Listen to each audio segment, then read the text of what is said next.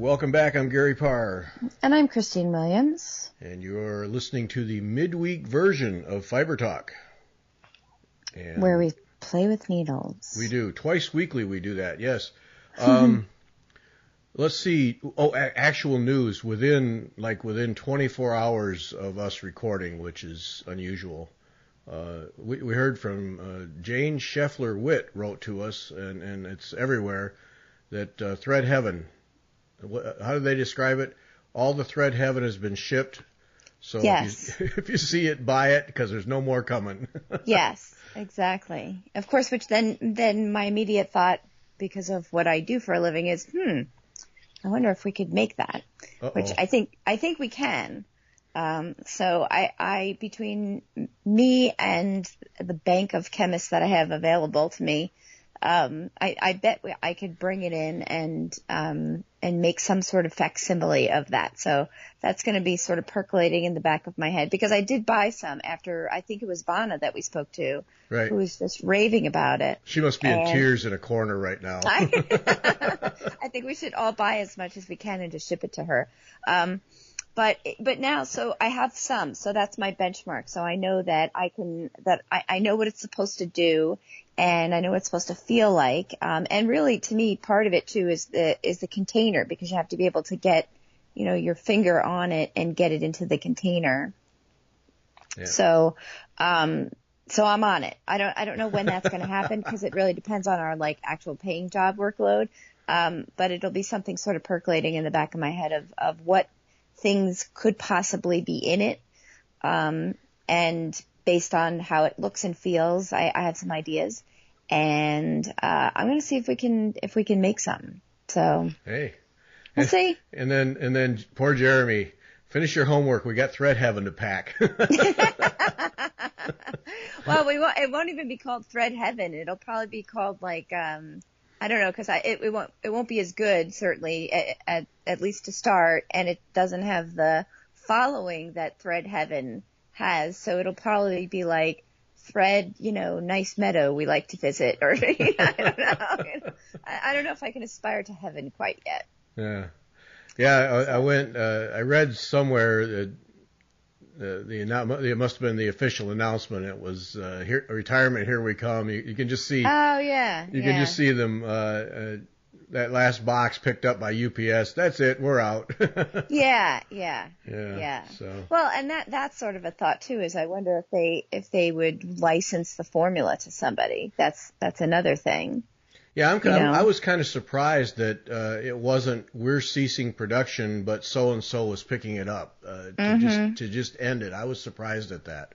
Yeah. So. Is it something that's made by a large company, or is it a mom and pop kind of thing? Because I don't even know. I never thought about it before. No, haven't the foggiest idea. Just shows up. It's just there next to the register at the stores, and that's all I know. It's just there. All right. Yeah. Well, not anymore. So. Not anymore. So every Thread Heaven addict is headed to the store this morning and give me everything you got. Yeah, I have to say, so I think it's funny because I have it and then I keep forgetting I have it, and I think it does help. What I like about it is it's quick and portable, but I still think my favorite thread trick has been the flat iron, which is really just a convenient facsimile of a regular flat, clothing iron. Just because some of the more ornery threads, especially the synthetics, and actually silks too. Silks are pretty easy. They just take all the kinks out, and with the synthetics, some of the ones that are a little bit less, what's the word I'm looking for? Flowy, I guess, so less flexible, seem to once you put them through a flat iron, they get a little bit more fluid. So I really like that. That's so far my favorite one. Yeah. Well, I'm still hanging on to the lesson we got from Susan Greening Davis about beeswax. So beeswax, right? So yeah. Beeswax works too, and that's just that's such an old-fashioned one too. Right. Yeah. But when you think about it, natural material. So. Yeah, if only you knew somebody that had beeswax. Yes, if only I knew. Yeah. Yeah. So, but I'll tell you this though. So I work with a lot of beeswax, both, because I have beehives, and then I work with beeswax at work because beeswax is an ingredient in tons of cosmetics and things like that. What you don't want if you do go and get local beeswax is make sure that you heat it and filter it really well, because the beeswax that you get out of a hive is going to be dirty, because okay, let me clarify that. The wax that is in the comb that the bees are using is immaculate. It's beautiful. Especially new wax. Older wax starts getting dirty, and wax that the bees aren't using, they don't clean, so it ends up getting dirty. So you have bee parts and just stuff, right? Pollen and all things that you don't want near your needlework. So if you can get local beeswax from somebody, just make sure that it's been cleaned, and you can see visibly whether or not it's been cleaned. Or you can just buy plain beeswax from someplace. But there's also regular beeswax, and then there's deodorized beeswax too. So for me, I don't know that I'd have a preference, and I don't know that one or the other would be better. But my gut says that the cleaner it is, and deodorization would be one of the cleaning steps, the better it would be, and the less likely it would be to over time sort of age the threads. I didn't know it had an odor. I'd never noticed an odor with beeswax. Oh, it does, absolutely. Fresh. Well, you don't, because by the time you ever get it, it's been sitting around, right? Yeah. Beeswax is one of the most lovely scents in the entire world. So when you open up a beehive, it's not even the honey, because the honey's all capped, right? You don't smell that. You smell wood, and you smell beeswax, and it's just this sweet. It's indescribable. So now I'm going to have to see if I can get some fresh and package it up and ship it to you so you can smell it. I never noticed an odor. Yeah, it definitely does. So if you go into a craft store and stuff, by that time the odor is pretty much, because most of that is deodorized. So actual beeswax itself is a little darker, and it definitely has an odor, and it's really lovely. So, and I think, so my gut says, and again, this is based on absolutely no information whatsoever other than just me thinking about it.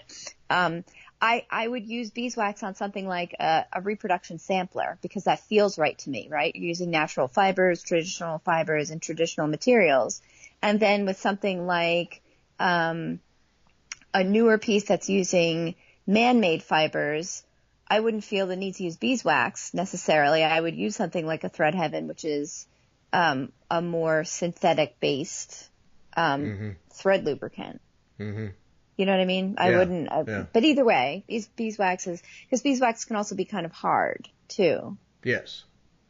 So that's when I finished up the Debbie Rowley piece, the beading. I used beeswax on the beading thread. Mm-hmm. And it was that old piece that I had from way back when I did candle wicking for about a week, and it'd been sitting around for years, and it's pretty stiff stuff, and it is. It can be a little dry, and when it's fresh, go out to the hive right now and walk back in with new beeswax, it's a lot more malleable. And it seems to dry out over time. So there is that a little bit. Yeah, well, I have to replace mine because I was going to use it on something else, and I really feel like it's been sitting around in the open air for years. Where would you even get beeswax? I mean, I suppose you could just buy at a craft store, right? Yeah, at a craft store, yeah. You could probably just buy a beeswax candle. Yeah. Well, this I have this holder that it came in, and I've seen them. They still make them, as far as I know, that has slots in it, and then it's a little disc of beeswax, and you can just drag your threads through the slots and get into the beeswax, and that that way you're not handling the beeswax. It's the holder, so that's what I use. So if I can find a replacement disc, then I'll get that. But I probably should get something fresh. So, but I know what you mean. Yeah, when you talk about, say, a reproduction sampler, you just feel almost compelled to use everything natural: silk, cotton, linen. Well, yeah, know, because you want to do it the way it was done, Yeah. right? So, Yeah. and I would imagine it would age the way it was done originally too. So if the beeswax is going to discolor over time, it will discolor the way that an original piece would. Right. Yeah. So, well, anyway, that's I'm gonna go with the beeswax, and I do have a slightly used container of Thread Heaven, that I will auction off. There becomes a black, there'll be a black market for Thread Heaven here before very long. Right. Now, I'm pretty sure that I can make at least a facsimile of it. So I'm gonna put some effort into that, because it's funny, as we're talking too, I'm kind of scrolling through the internet a little bit about Thread Heaven, and it's like this cult thing where even before the announcement that it's not available, there are just post after post of, this has been the best thing ever, and I can't believe I ever sewed before I found it, and, all of these things. So yep. I think it's worth trying to find something. Yes. Yeah. Well, there you have it. Yep. I just pictured Jeremy in his bedroom at night, shoving stuff in little blue boxes. Everybody needs a high school job, so. Need to remind people we're on Flosstube. Starting to get subscriptions are starting to pick up there, but putting the shows up on Flosstube, and learned a lesson about that. Especially our Sunday shows, hour-long shows. Holy smokes, they take forever to upload to Flosstube. And was having a conversation with Nicola Parkman of Hands Across the Sea Samplers, and we were talking about that. And she says she just puts it on before she goes to bed and uploads it, and in the morning it's uploaded. So I'm learning, because all I've ever done with YouTube is just little 2 or 3 minute videos, and those are fairly quick, half hour or so. But these hour-long shows take a while, so I'm learning how to do it. But we're getting the shows up, and so you can add them to your Flosstube list if that's the way you listen to things. And there's no video, but I put a picture up here and there so you have something to look at if you want to look at something. We can't sit here and show you everything we're stitching because we don't do video, but the audio is there, and you can listen to us while you stitch and in your car, just like you can with the regular podcasts on your podcast app. So just another way to get us, and it's Flosstube Fiber Talk, and we'll show up. So, yeah, that's been fun. And then also, when you find us on YouTube, on Flosstube, then be sure and watch the video that I did at the attic with Gene Lee looking at samplers. That's a lot of people watching that, and I think a lot of people watching it 2 and 3 times. That's a fun one, seeing all those samplers. So, yeah, that's good stuff. I'm anxious to get back to the attic and do another one. I have a very good idea, I think, for another one. So it was really fun to watch. So I didn't get to go, but it was cool to watch, actually. Yeah. To sort of watch and to listen to the conversation about the different pieces and the shop itself. So. Yeah, that's what I want to do, is tap into Gene's mind more the next time, because that's a treasure trove of information about samplers and of all kinds, and so I want to be able to sit down with her and look at some samplers and tap into that little Fort Knox of knowledge. So, yep. So that's that link is up there, and I'll add it to the page for this podcast as it was for last week, so that you can find it quickly and watch that video. But it's a lot of fun to see all those samplers of different types. So, yes. Remember when I screwed up on the train positioning on the shepherd's bush stocking, which is finished now. It's great. Number 1 finished and on its way, or it will soon be on its way to Vanna for a finishing. Vanna's going to do the finishing on it. And then number 2. But anyway, I screwed up on that train, and it took me 2 nights worth of cutting stuff out. Oh. And so I've been sensitive to removing threads posts. And Karen Harem at Needlepoint Nation, I really felt for her. Getting ready to take out a bunch of basket weave stitches on an 18-count canvas and dreading the job. Does anyone have a good tool that works? I'd like to buy a good one. and everybody, the majority of the people, I use a seam ripper. Yeah. Yep. Yeah. Get a seam ripper. I haven't yet to purchase mine, but then somebody, well, what kind? And it was Pam Skinner, the Dritz generic seam ripper. And, yep. And then be very careful not to cut the canvas. Yeah, that's the thing. So, sorry, my voice is dead from yesterday. Anyway, yeah. So as a long-term seamstress-y person, that is the key, and it's so the any of the seam rippers, the way that they work, it's almost like a lance, and then the cutting edge actually sits in.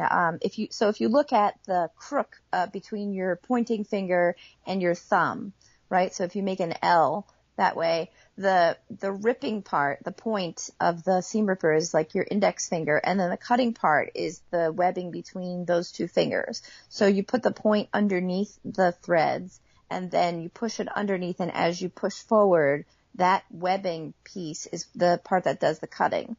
So the problem is that the pointing part is very sharp and pointy. So depending on if you're not careful, you can go right into the fabric with that and tear your base fabric. So with canvases, it's a little easier because you'll know when you hit that with that canvas, because it's hard, right? With any kind of fabric, it'll glide right into it. So the trick with doing it is to go slow and to keep the tip of the seam ripper up a little bit. So don't point it downwards, but keep it up, and just keep it down low enough that it'll just catch the threads without going deep into the fabric. And I know this because I was making my sister's prom dress many years ago, and it was a silk charmeuse. And it was a silk charmeuse, and the whole front of it was pieced, almost like quilting pieces. It was like I basically knocked off a Donna Karan runway dress for her. And so it was all these pieced silk charmeuse, and charmeuse doesn't lie on a selvage, right? It likes to shift. So to get all of those pieces to lie completely square, to stitch them, was a nightmare. And then I made one mistake and needed to rip it out. And of course I did exactly that. I went a little bit too quickly and caught the charmeuse, which is, it's like paper, and went right through it and had to then pull that whole piece out, and it's a nightmare. So that was my lesson of going very, very slowly. And the Dritz ones, so they're all pretty standard. There's really no difference one to the other. Nice ones have the seam ripper on one side, and then you slide it, and then they have a tweezers on the other side. So you can rip with one end and then use the tweezers to pull all the ripped threads out. Charmeuse, that's a girl moose, right? Charmeuse? Yeah. Okay, just checking. Yes, exactly. Thank you. Thank you very much. The other thing that I do is, because I don't, especially if I'm pulling lots of threads like that, I tend to not rip every thread and then have 47 million tiny little pieces. I will rip one every, 4 or 5 or 10 stitches and then pull them out as longer threads. But that's just, you'll find your rhythm of pulling out threads, whichever way is the least frustrating. Yeah, I used my Hardanger. I'm practicing that Hardanger scissors, which are a very narrow point, and I use that to cut. And then I'm with you. Yeah, I don't cut every one. I cut and pull out lengths. It seems to go faster. Yeah. If you have a seam ripper, because it's almost like, when you're cutting wrapping paper and you get the scissors going and it just runs right through. It's kind of like that. So it's easy to do, and you can rip out you can cut an entire row, all of them pretty much in one movement of your arm. So if you had to rip an entire area, like a large area, it would go a lot faster. But then you're sitting there picking at it with tweezers for a while. And I always do that from the back and then go to the front and then clean it up afterwards, because, I really don't have a good reason for that. I think in my head, I feel like I'm going to be picking at the fabric, and I don't want to do that, but that's probably just a, in your thing head. that I think that, exactly, is in my head. Yeah. But then Katie Dempster in this thread posted that she cuts on the back so she doesn't disturb the paint on the front. So if you're working with a painted canvas, I think that's good advice there. Yeah, I always cut on the back also. protect that. I loved Priscilla Thompson, wine in a cheerful movie. Oh my God. Okay, but here's the thing: wine in a cheerful movie, but make sure it's white wine and very far away, or it's in a sippy cup. Yeah, there you go. Right? Yeah, red wine in a sippy cup in a movie. Okay. Yeah. So that's another thing I've learned the hard way is that wine and stitching is a wonderful combination, and wine and stitching in a movie is an even better combination. But wine and stitching and a movie in a wine glass is a terrible combination because you've got, what do you have? You have a canvas, you have a lamp that's on an arm, you have threads, you have scissors, you have all kinds of things that are just begging to knock that glass over. There's only one place it'll go to.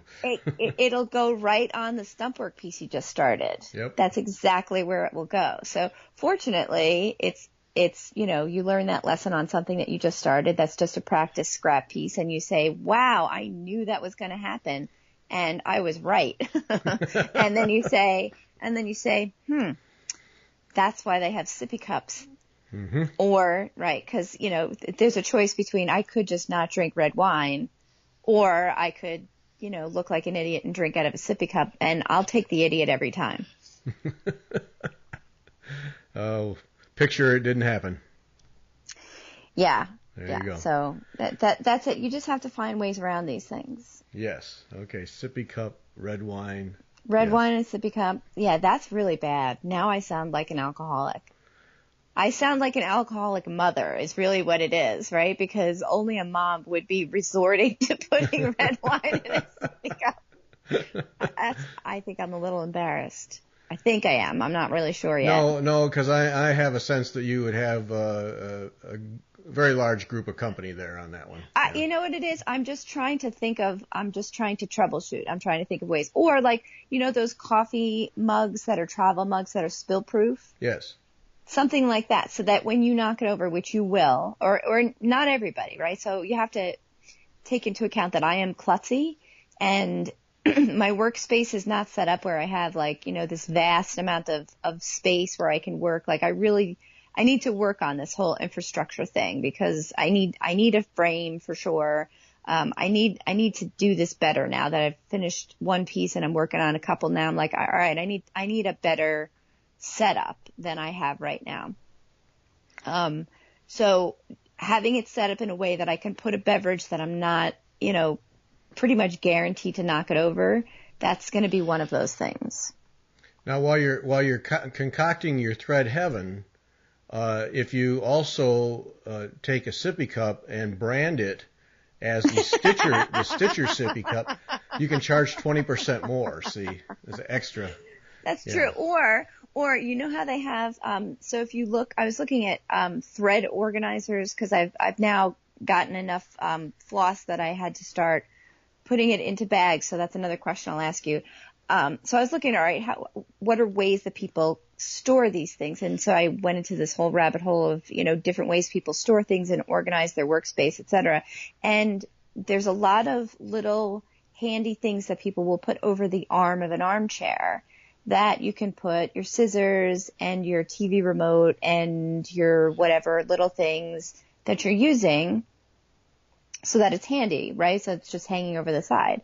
Now, if you put a cup holder on the side of your armchair along with those things, that also would go a long way towards not spilling things. Yes.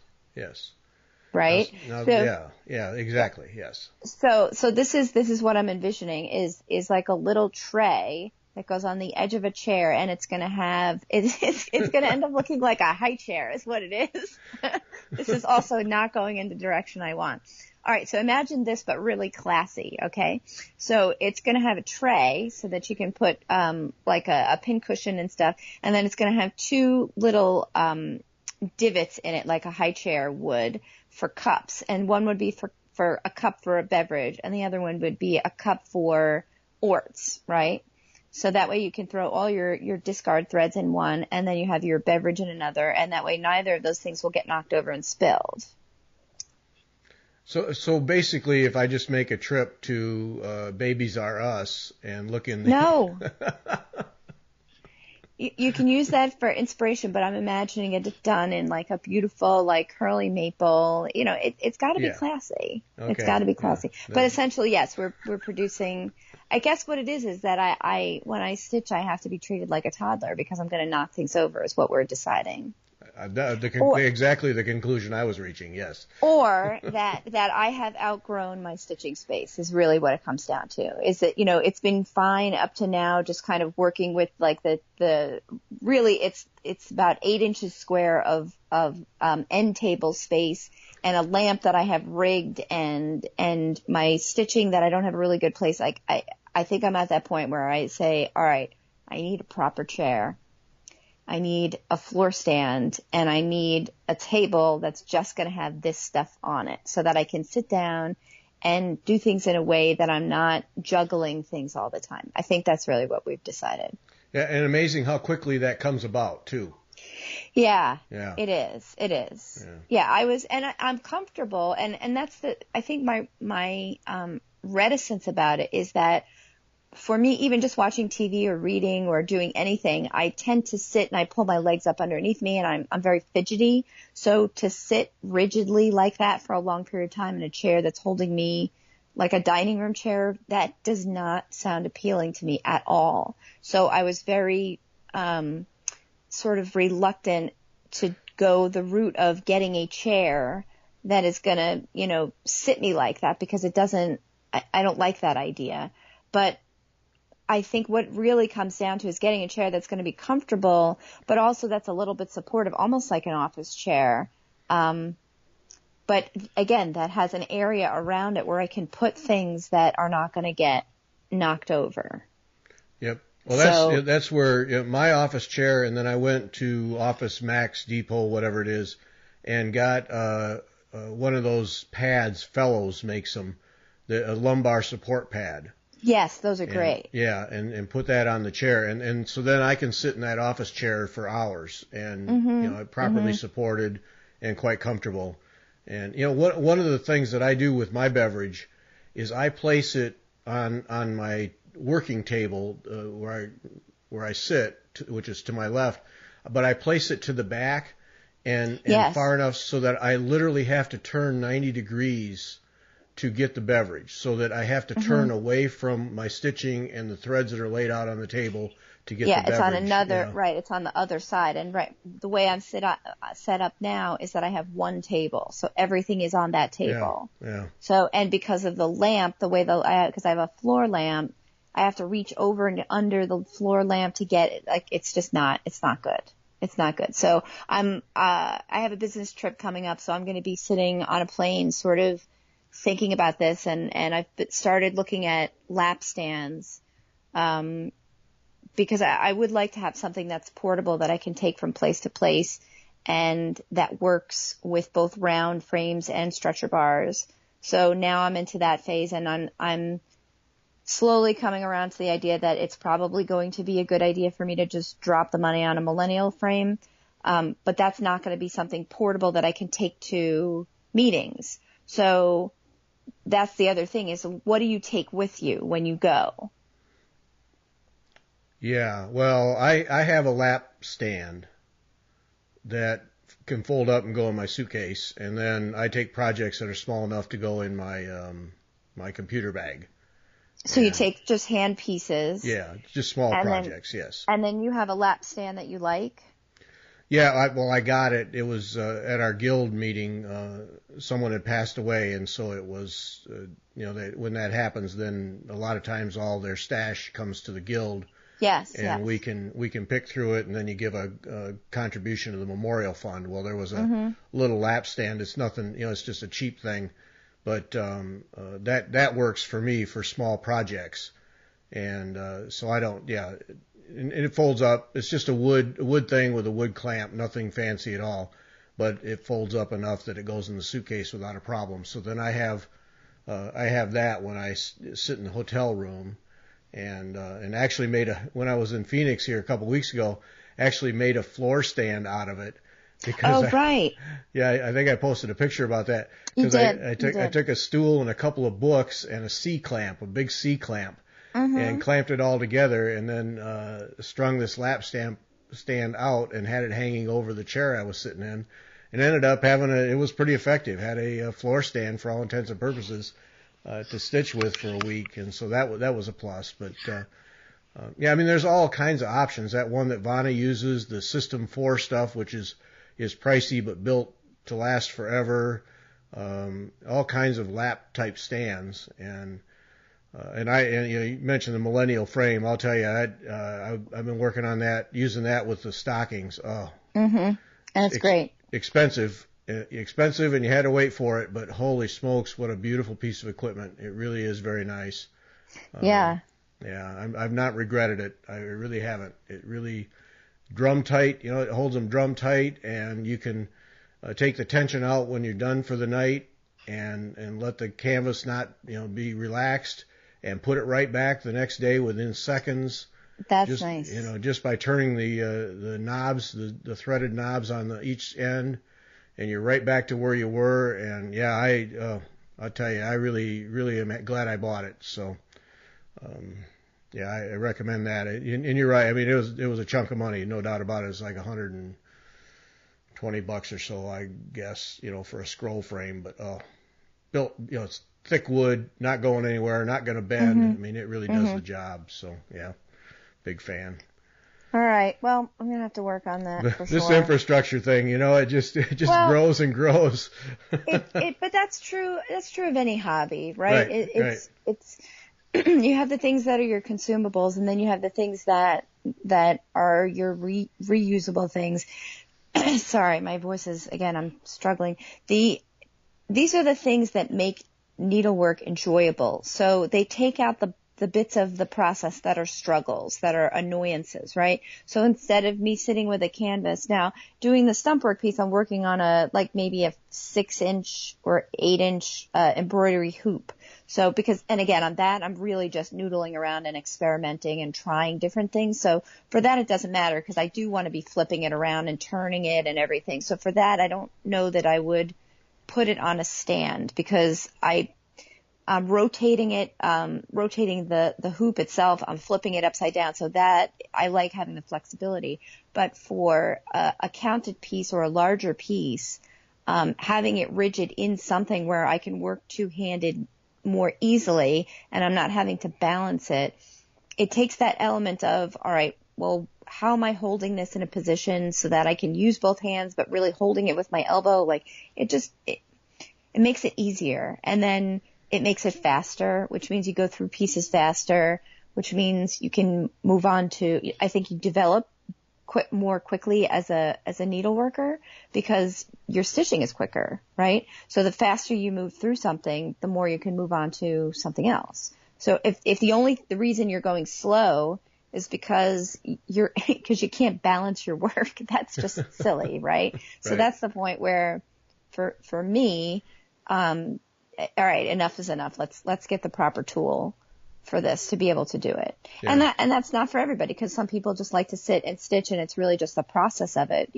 Like we were talking, and we have talked before in a bunch of different cases where it's just the act of stitching, where you can stitch as slow as you want, and really that's what you're getting out of it, is just, needle and thread through fabric, and that's fine. But when you have a goal and you want to finish something because you want to learn something or move on to something else, it's nice to be able to move quickly. And I watch now videos of other stitchers that I admire, and they're just lightning fast, and they get through the parts that are kind of the boring parts really, really quickly. So, and the only thing that's really keeping me back from learning to be able to do that is not having the right structures. So I just need to invest in a little bit of stuff, I guess. No, I'm a big believer in having the right tools. I mean, you learn that. Yeah. Anybody who's owned a house knows that. If you have the right tools. It's true of everything, right? It's a difference between hand tools and getting power tools for things finally, and saying, wow, why didn't I do this earlier? This is so much easier and so much more enjoyable because I'm not fighting with it. Right. Yeah, the weekend house repair job goes down to an hour, and then you move on to something else. Yeah. Yeah. But then there's, and even people listening to this, I'm sure there's several who will say, well, I don't need all that. I just stitch in hand. And Right, and sometimes that's that's amazing to fine. me. Yeah, and that's amazing to me. People who stitch in hand all the time, I couldn't do it. And then they come out with beautiful, perfect stuff, and there's a talent right there. Because you talk about the cost of infrastructure and the cost of the hobby, particularly needlepoint, but really any of the needlework hobbies. And then then you have those people, they just buy canvas thread and a needle and sit in a chair and they're good to go. And yeah. there's other than the raw materials, there's no cost to them, and and they're quite content doing that. Yeah, and that's that's talent. That's talent. It is, and I think it's style too. You learn how to work tension differently when you have a stretched canvas versus not. Yes. And I think with canvases, with counted work, I think having it stretched to me it's almost imperative. But then, with a counted cross stitch, like a sampler, those would have been done in hand too, or on a hoop, I guess. So, yeah, I mean, I guess you could do it either way. People do. I don't even know if those little girls had hoops. I don't know if hoops. I imagine they were available. But, they would have been. But then like stump work, where you're working on two thicknesses of fabric, and the two thicknesses of fabric, the fabrics aren't the same fiber, and they don't behave the same way. I can't imagine. You cannot do that with. You can't do it in hand because you need the fabric taut in order to get the stitches placed properly. So there's certain things you can't do. But that said, for me, again, at this stage, which is the stage of I have no idea what I'm doing, I can't imagine yet working on a large piece because for me, I need to be able to manipulate well, it's not canvas, but manipulate the fabric, the base fabric, around every which way because I'm stitching, let's say I'm stitching a leaf and the leaf has texture to it and you want it sort of be like in a V. So half the time I have it in one direction so I can stitch in that direction. Then I want to rotate it and stitch in the other direction. So I'm not really good enough yet where I can stitch sort of in every different angle because I'm paying attention to too many things. Mm-hmm. So it's like when you first drive a car, you're paying attention to or riding motorcycle, right? So that's more relevant experience and more recent for me. So when you first get on a motorcycle, the reason you learn in a parking lot, and same thing with cars, because you don't want to worry about whether somebody's going to pull out in front of you or whether there's a cat there or any of those things, because right now, at that point, you're just worried about, can I get the thing in gear and moving forward, right? That is the only thing. And can I do it without falling over?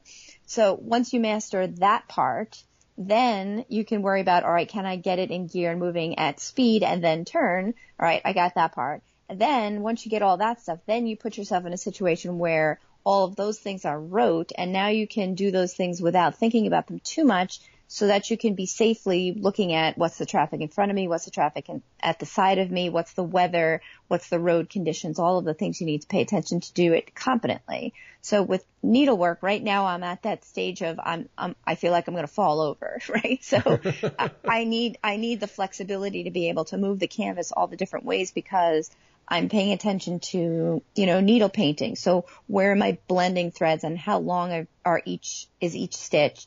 And so I don't want to pay attention to doing that. And also now I'm stitching from right to left versus left to right and upside down and all those things. I need to control as many variables as I can.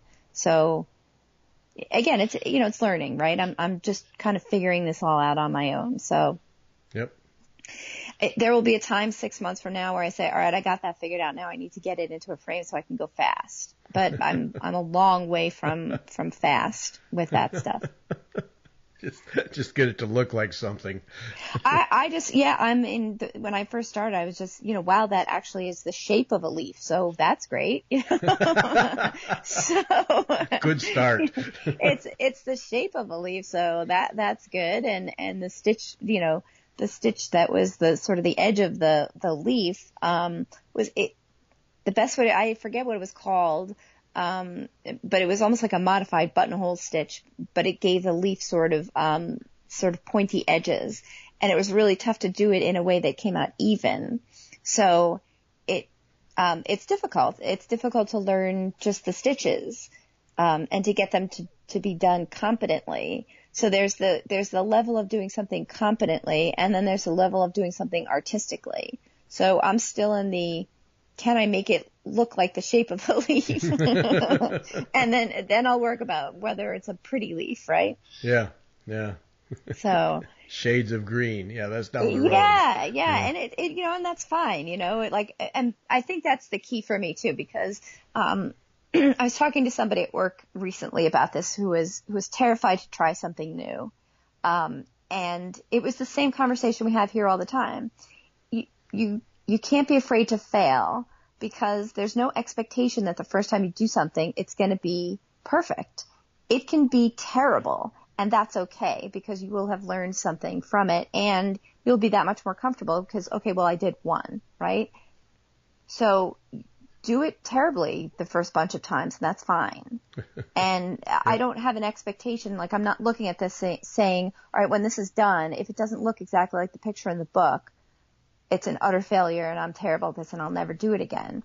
I don't expect it to look like the book at all. Like if it looks like anything that somebody can say, oh, that's a flower, I'll be thrilled, like, that's great. So my expectations are very low for this. And for me, that's how I try to approach these things is, set the expectation low enough that I will take a second piece on, and not feel defeated by it. Right. So, and look for guidance, and this is one where I definitely feel like working with somebody that knows what they're doing, that they could look at what I'm doing and say, all right, adjust a little bit this way and it'll be prettier. That will be tremendously helpful. Mm-hmm. So that's where, talking about seminars and different organizations and classwork is going to be a big topic for me in the next year, I think, because I'm definitely going to start taking classes, because now I'm at a point where I feel like I've got enough of a groundwork that the classes will be meaningful. To at least know what, it really comes down to know what questions to ask. Yeah, you got enough experience that you now know you have questions and you know what to ask, and right. Help me over this and help me through this, and yes. Yeah, to me, it's a little bit of an economic thing too. I know I can teach myself, I can look at a book of stitches, embroidery stitches, and say, okay, I can follow the instructions to do the stitch and I can do the stitch. I know I can do that. So I have to go through that process on my own. I don't need a teacher, and I don't need to pay a teacher to do that. I'd rather take that money and invest it in tools. But then once I've done those stitches and I know them, then I can invest in lessons where I can say, all right, I know how to do the stitch, but it doesn't look as pretty as it could. What can you recommend? What am I doing differently than what you're doing that makes your stitch look finished and polished and beautiful and mine not? So that, for me, that's where having an instructor will be beneficial. For other people, it's totally different. Some people want at the very beginning somebody to sit next to them and say, all right, do this and you're doing great. And everybody learns differently, right? Right. So I'm a book learner. I learn best looking at pictures and translating it sort of on my own, at my own pace, and noodling around and ripping it out and doing it again. And other people learn best by following somebody's instructions with having the person looking at them. So this is just sort of my path, and everybody does it differently. Yeah, well, and that's teaching 101. And when I was a teacher, that's, every lesson plan is, you got to have something, a way for the people who read to learn it, and people who watch, you have to give them a way to do it. And then you have to have a way for people who just want to get their hands dirty and figure it out. And you give them, all those options available, and then everybody gets a chance to learn the way that's most effective for them. Because for a lot of people to read instructions and then translate them into action is very, very difficult. They can't do it. And can't comprehend, can't retain it enough and understand it well enough to actually apply it, and it's a real struggle. But then, show them, give them 30 seconds and show them, and they're off and running. And and having, so you've done, formal, classroom teaching, and I've done teaching of lots of different kinds, but not in a in that sort of school setting and not in a very many years. But it's kind of fun to teach each of those different levels as well. It's fun to teach somebody that says, I have a needle in my hand and I don't even know how to thread it. But it's also fun to teach somebody, how to finesse something too. Like as a teacher, all of those different stages are fun because, it's great to see somebody pick up something and say, hey, I did it. I've never done that before, but it's also fun to see somebody make that leap between, I know how to do this and then, wow, I did something I'm really proud of. Yeah. So I really can empathize with the teachers that we've spoken to and that we will speak to about how rewarding that must be to stand in front of a classroom, like all the work that goes into that. And it is a tremendous amount of work, the preparation and the kitting and the design work and all of the training that goes into becoming a needlework teacher. I can absolutely feel how rewarding that must be to be able to go into a group of people and feel what it is like for them to get it, right? Right. Well, that's anybody who's taught grade school or taught kids will tell you that the most rewarding time is when the bell rings and the door is closed and it's just you and the kids because of that. And when you see a child who has struggled and is fighting and finally the light goes on, there's nothing quite like that. Yes. And it, you talk about children, but it's anybody. I mean, adults are just older children, and they want to learn too, and they want to do well.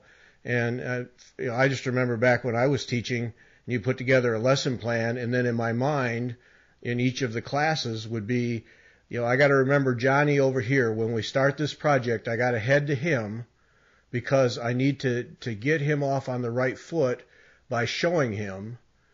And then once that happens, then he'll be fine. Or Susie, she has trouble focusing, so I have to stop in every 5 minutes with Susie and make sure she's staying on task. And you right. have those kids in each classroom that you mentally pull out and say, they need that a little extra something, and you have to be able to recognize what that is, and then they'll be fine. And then of course you have your advanced students where when the lesson plan is done, then you say, all right, now I got to get a couple of extra things to challenge that advanced student. And when everybody's working, go over to the advanced student who's probably already done and say, all right, now here's something else you can do that puts you on a new level. And that to me, that's the fun of teaching at any level in any class, is to be able to identify those people that need a little different approach and help them and then see that light go on, and then they're off and running, and then they're with the rest of the class and they're feeling comfortable, and then they go. I mean, you talked about Jeremy not wanting to go into something because he doesn't know.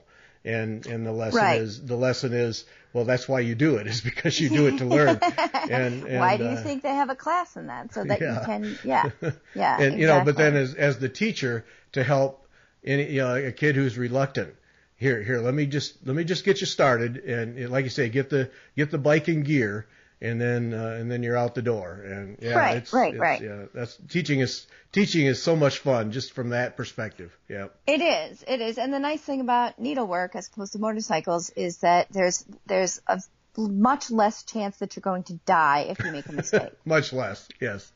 Yeah. So worst you're going to do is draw a little blood out of your fingertip. That's probably right. the worst. Or spill a glass of red wine. And really, so what's the worst thing? You take that out of the hoop, you throw it away, you start over. Like, no big deal. So there really is no failure. There's just starting over. Yes. And using Christine's Stitcher's Sippy Cup. now available for $29.99 in three different colors. I have so many mixed feelings about this because I don't know if I'm ashamed or if I should just own the fact that I'm a drinking stitcher, because I don't know. Yeah, you know what? I'm just going to own it. Sure. Christine's Needlework Sippy Cup. You know what? We may have invented Fiber Talk approved. We may have just invented the first Fiber Talk merch There we go. Yeah, there we go. Yeah. Next event, we have to have a merch table now. Oh, geez. That's right. That's right. Yeah. All right. I'm on it. I'm on it. Okay. All right. That's it for this week. Debbie Rowley, Sunday. Oh, great conversation with Debbie. A lot of fun. Yeah.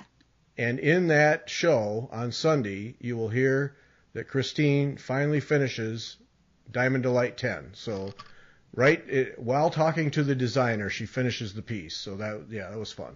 Yeah. How awesome is that? Yeah. Yep.